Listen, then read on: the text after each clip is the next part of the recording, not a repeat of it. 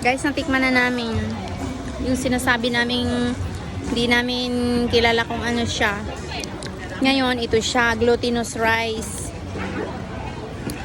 Tapos, yun, binibilot-bilot. Tapos, piniprito.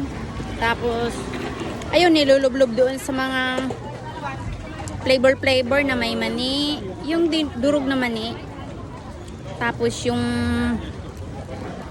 maitim na maliliit na seeds. Kalimutan ko anong pangalan. Basta, yun na yun. Masarap din naman. Masarap.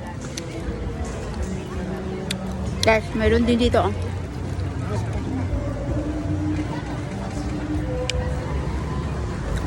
Matamis yan, guys.